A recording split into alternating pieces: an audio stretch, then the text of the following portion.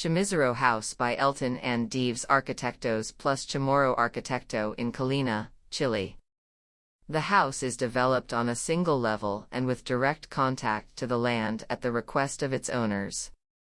To achieve this and produce a terracing with the least impact on a steep slope hill, the house was organized in a linear way, crossing from one hill to the other at the same level through a bridge over a small creek. The glazed bridge articulates the public and private areas with full view to front and back.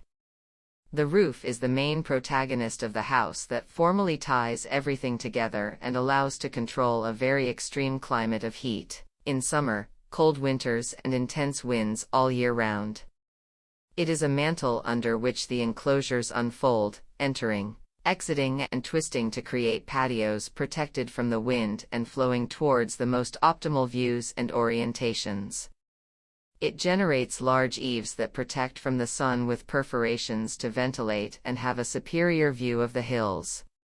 The inverted truss opens and inflects the house to the back hills and to the valley, mountains and distant hills in front, visually tying the house to its surroundings.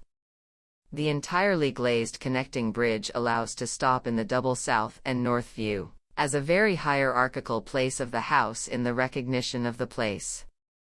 We sought a materiality that would allow energy savings with a roof structure with cross ventilation and structure, mainly of partition walls except for some structural elements in concrete. Very few finishing elements were used for a unitary resolution. Thus, the floors are of the same material for the entire house and the wood is the same for ceilings, eaves, furniture, and doors.